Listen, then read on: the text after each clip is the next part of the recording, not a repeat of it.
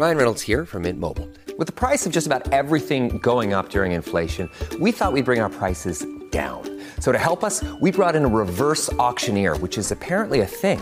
Mint Mobile Unlimited Premium Wireless. How to get 30, 30, bit to get 30, bit to get 20, 20, 20, bit to get 20, 20, bit to get 15, 15, 15, 15, just $15 a month? Sold! Give it a try at mintmobile.com/switch. $45 up front for 3 months plus taxes and fees. Promo rate for new customers for limited time. Unlimited more than 40 gigabytes per month. Slows full terms at mintmobile.com. Families have a lot going on. Let Ollie help manage the mental load with new cognitive help supplements for everyone 4 and up, like delicious Lolly Focus Pops or Lolly Mellow Pops for kids. And for parents, try 3 new Brainy Chews to help you focus, chill out, or get energized. Find these cognitive health buddies for the whole fam at ollie.com. That's OLLY.com. These statements have not been evaluated by the Food and Drug Administration. This product is not intended to diagnose, treat, cure, or prevent any disease. This is Optimal Living Daily, episode 3231. Stop Confusing Habits for Routines. What You Need to Know, Part 2, by Nir Eyal of nirandfar.com. And I'm Justin Malik. Happy Friday. Welcome to the old podcast, the OLD podcast, Optimal Living Daily, where I read to you like a big ongoing audiobook from many different authors. But today being a continuation from yesterday, so I'd recommend listening to yesterday's episode first. But if you're all caught up, let's get right to part 2 and continue optimizing your life. Stop Confusing Habits for Routines. What You Need to Know, Part 2, by Nir Eyal of nirandfar.com. How Habits Are Formed. Some self-help books claim habits form by simply providing a reward after a cued behavior. In the behaviorist tradition, they base their claims on research showing how a lab animal, like a mouse, can be taught to memorize a path through a maze in search of food.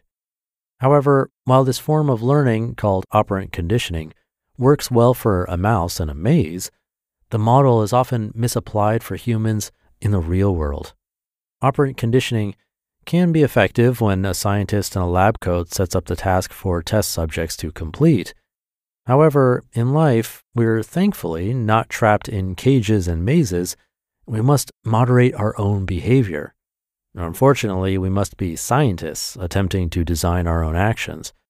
Offering ourselves extrinsic rewards makes conditioning our own behavior very difficult. It can be exceedingly hard to resist cheating.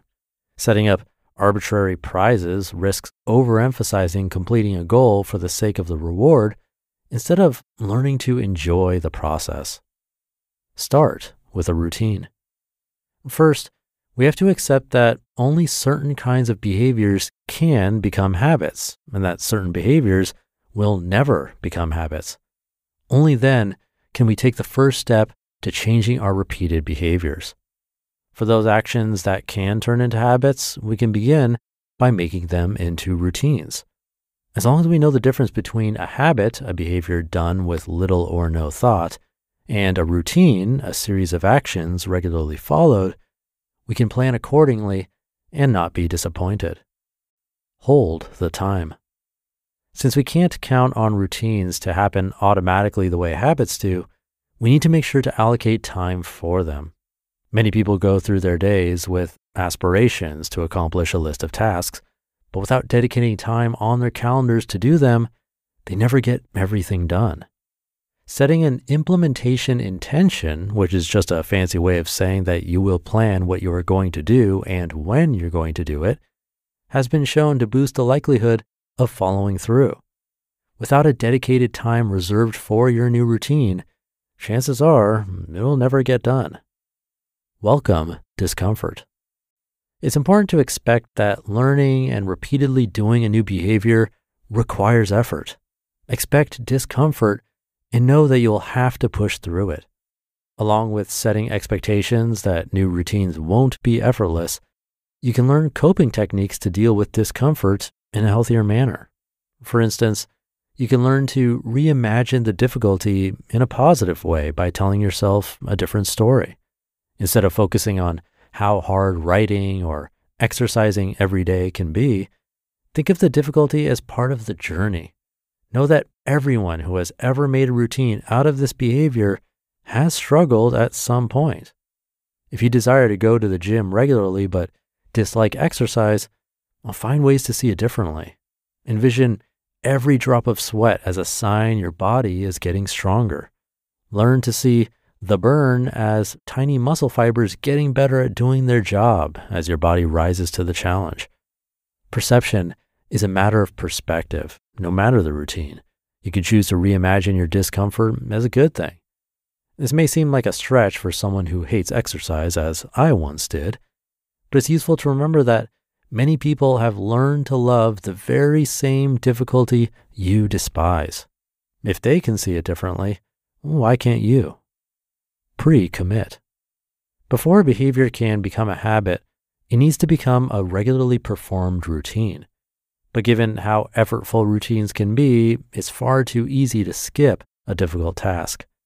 Thankfully, making a pre-commitment is a fantastic way to ensure you do what you say you will do.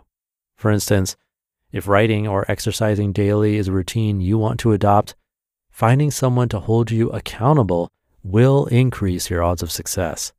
Sites like FocusMate make finding someone to work alongside easy. Note, I liked FocusMate so much I decided to invest in the company.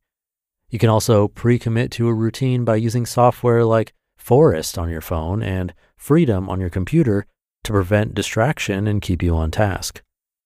Do it right. By not expecting every aspiration to become an effortless habit, you increase your odds of success.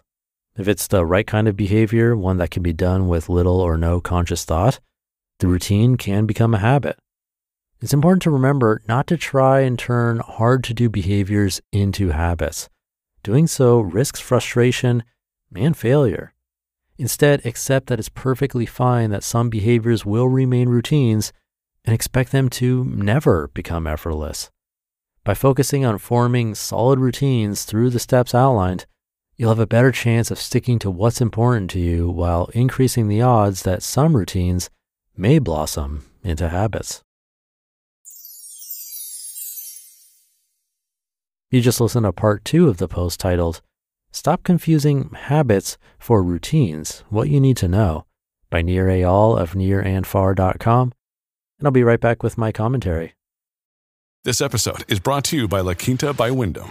Your work can take you all over the place, like Texas. You've never been, but it's going to be great because you're staying at La Quinta by Wyndham. Their free Bright Side breakfast will give you energy for the day ahead. And after, you can unwind using their free high-speed Wi-Fi. Tonight, La Quinta. Tomorrow, you shine. Book your stay today at lq.com. It goes without saying that a lot of people don't know where to start when it comes to investing. Many think you need a lot of money to invest, and some put off investing because it doesn't seem urgent. Acorns makes it easy to start automatically saving and investing for your future.